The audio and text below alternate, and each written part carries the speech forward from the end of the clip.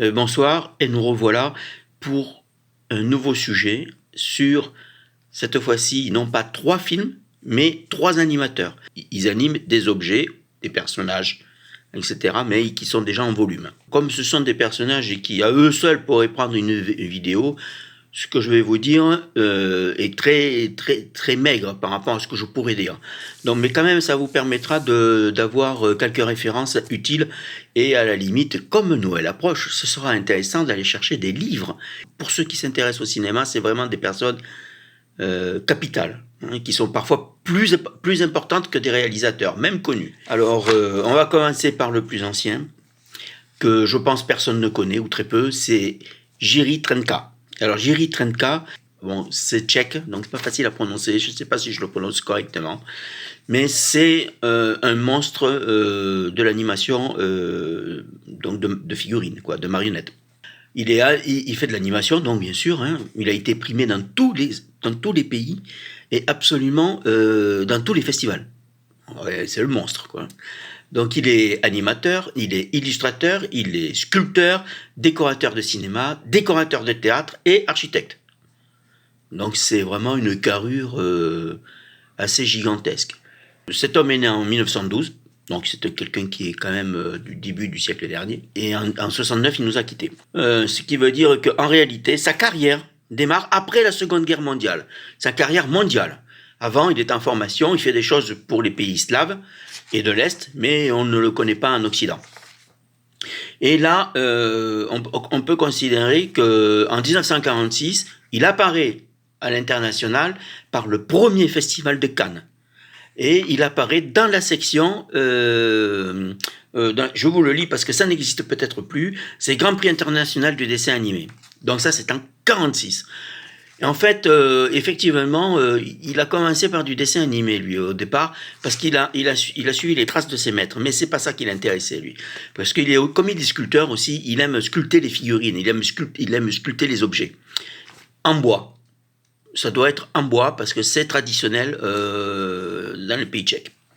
Mais dans les pays slaves aussi. Quels sont les sujets qu'il a abordés ? Il a abordé les grands sujets de la littérature mondiale. Style Shakespeare. Par exemple, il a fait Les songes de la nuit d'été. Suite à ce film, d'ailleurs, les Américains le considéreront comme le Walt Disney du pays de l'Est. À mon avis, c'est une erreur grossière. Je pense que Jiří Trnka est bien supérieur à Walt Disney. Bien qu'il soit aussi, comme Walt Disney, qui a repris les contes de pays de l'Est, mais aussi des contes mondiaux. Il a pris donc la littérature mondiale, les légendes slaves, bien sûr, puisque ça en est un, les légendes slaves que nous ne connaissons pas beaucoup, et c'est bien dommage, et ça c'est la politique internationale qui nous a empêchés de les connaître, alors que ce sont des maîtres, des chefs-d'œuvre. Et puis nous avons donc Le songe d'une nuit d'été qui est de Shakespeare, et Le brave soldat tchèque. Voilà. Ça, c'est les légendes modernes des pays slaves. Ce qu'il faut comprendre, c'est que cet homme a été reconnu absolument par tous ses pairs, y compris jusqu'au Japon. Donc ça veut dire que c'est une personne qui a influencé absolument toute l'animation du XXe siècle. Et donc la nôtre. Il a quand même fait 5 longs métrages, des dizaines de courts métrages. Tout a été primé, c'est-à-dire qu'il a écrasé de son influence tout le XXe siècle, en gros. Et sa carrière est de 46 à 65. C'est-à-dire qu'en gros, en 20 ans, il a réécrit l'histoire du cinéma. Donc c'est quelqu'un de très très très important. Alors on passe au second. Et bien maintenant on va parler d'un autre animateur, qui est un animateur très important, et qui est en fait le pendant, moi je dirais que c'est un pendant en termes d'envergure à Jiří Trnka, c'est Ray Harryhausen. Alors Ray Harryhausen, tout le monde le connaît, parce qu'il y a Jason les Argonautes par exemple. C'est un animateur, donc il anime les figurines, et c'est surtout sur lui que, disons, des années 50 aux années 80 en reposait toute l'industrie du cinéma dès qu'il y avait un monstre. Donc c'est pas n'importe qui, quoi. Il est aussi le créateur d'une technologie qui s'appelle la Dynamation, qui en fait est une amélioration de ce que faisait déjà Méliès dans les années 1900. Donc le fil conducteur. J'en ai déjà parlé plusieurs fois de Ray Harryhausen. Je ne vais pas en reparler, mais je vais quand même vous citer 3 films qu'il faut voir. Alors, dans l'ordre, Jason les Argonautes de 1963, j'en parle pas, j'en ai déjà parlé. Le voyage fantastique de Sinbad. Alors, ça c'est de 73, c'est 10 ans plus tard. Ce voyage fantastique de Sinbad, c'est en fait issu. Sinbad, c'est le héros du conte des 1001 nuits de Scheherazade. D'accord ? C'est un ouvrage majeur de l'histoire de l'humanité. Et enfin, en 81, il fait le Choc des Titans. Le Choc des Titans, c'est un film testament.